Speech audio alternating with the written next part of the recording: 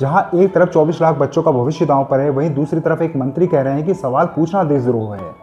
और यही है आज बीजेपी सरकार का सुशासन। भारतीय जनता पार्टी खुद को कहती है सुशासन की पार्टी, लेकिन इस वक्त पार्टी के दो बड़े मंत्री अलग अलग बयान देकर सुर्खियां बटोर रहे हैं। पहले मंत्री हैं शिक्षा मंत्री धर्मेंद्र प्रधान। नीट का पेपर 2024 में लीक हुआ, 2025 में फिर सवाल उठे और 2026 में परीक्षा रद्द करनी पड़ी। 3 साल 3 बड़े एग्जामों में धांधली और मंत्री एक। वहीं दूसरे मंत्री हैं परिवहन मंत्री नितिन गडकरी। एथेनॉल नीति पर सवाल उठाने वालों को उन्होंने कहा एंटी नेशनल। पहले बात करते हैं शिक्षा मंत्री की। धर्मेंद्र प्रधान का मामला सिर्फ प्रशासनिक विफलता का नहीं है, यह उन 24 लाख बच्चों का सवाल है जो नीट के लिए साल साल भर तैयारी करते हैं। किसी के पिता ने शायद कर्ज लिया हो, किसी की मां ने अपने गहने बेचे हों और परीक्षा से पहले पेपर बाहर हो गया।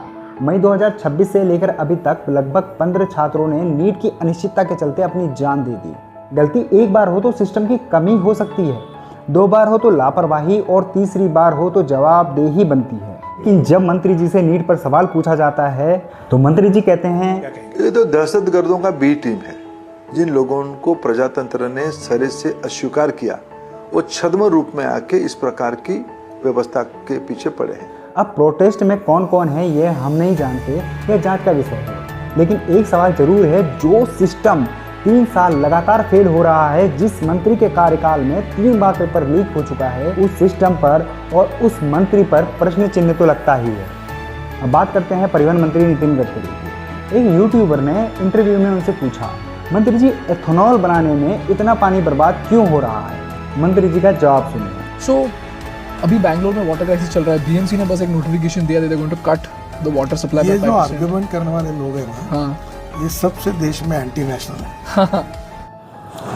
पहली बात, देश में पानी की कोई कमी नहीं है। दूसरी बात, एथेनॉल पर सवाल उठाने वाले सब एंटी नेशनल हैं। लेकिन थोड़ा सा जमीनी हकीकत देखते हैं। 1 लीटर एथेनॉल बनाने में गन्ने की खेती से डिस्टिलरी तक 2000 से 3600 लीटर पानी खर्च होता है। और यह पानी आता कहाँ से है? महाराष्ट्र से, उत्तर प्रदेश से, कर्नाटक से। यह वही राज्य हैं जहाँ सबसे ज़्यादा एथेनॉल का गन्ना उगता है और यह वही राज्य हैं जिन्हें केंद्र सरकार खुद अपनी अटल भूजल योजना में देश के सबसे वाटर स्ट्रेस्ड राज्य मानती है। सेंट्रल ग्राउंड वाटर बोर्ड की 2025 की रिपोर्ट कहती है कि देश के 26% ground water blocks over exploited या क्रिटिकल हैं। तो जब एक मंत्री जी कहें कि पानी की कोई कमी नहीं है और सरकार की अपनी रिपोर्ट कहे कि 26% ब्लॉक खतरे में है, तो सवाल पूछने वाला एंटी नेशनल है या सवाल से भागने वाला जवाबदेही से बच रहा है? तो यह वीडियो अपने उस दोस्तों तक जरूर भेजें जो गाड़ी चलाता है, क्योंकि अगला पॉइंट सीधे उसकी जेब से जुड़ा है। अब बात करते हैं E30 गाड़ियों का सवाल। सरकार ने मई 2026 में E30 के स्टैंडर्ड नोटिफाई किए हैं, मतलब E30 की तैयारी शुरू हो गई है। बाजार में अभी नहीं आया है, लेकिन रास्ता खुल गया है। लेकिन BMW इंडिया ने साफ कह दिया है, E20 की गाड़ी E30 के लिए तैयार नहीं है।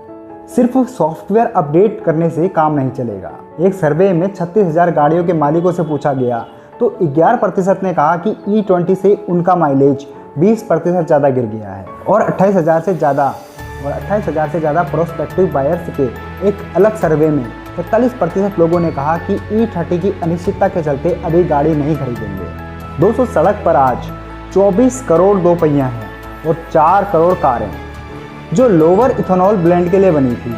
गडकरी जी की नीति तो तैयार है, लेकिन जमीनी तैयारी अभी अधूरी है। तो दोनों मंत्रियों में एक बात कॉमन है, जब सिस्टम फेल हुआ तो जवाब नहीं दे पाए और जब सवाल उठा तो सवाल पूछने वाले को ही कटघरे में खड़ा कर दिया।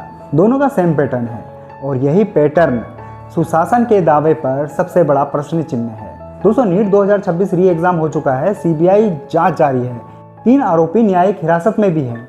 देखना यह है कि इस बार जवाबदेही तय होगी या एक बार फिर जांच कमेटी बनेगी और मामला ठंडा पड़ जाएगा। एथेनॉल पर ARAI को स्टडी सौंपी गई है। E30 कब आएगा तय नहीं है, लेकिन स्टैंडर्ड नोटिफाई हो चुका है। दोस्तों, भारत में एक पुरानी बात है, जो सत्ता में हो उससे सवाल पूछो, यही लोकतंत्र है। वीडियो आपको जरूरी लगा हो तो वीडियो को लाइक करें, शेयर करें और चैनल पर नए हैं तो अभी सब्सक्राइब करें, क्योंकि ऐसे सवाल हम हर रोज उठाते रहेंगे। जय हिंद, जय भारत।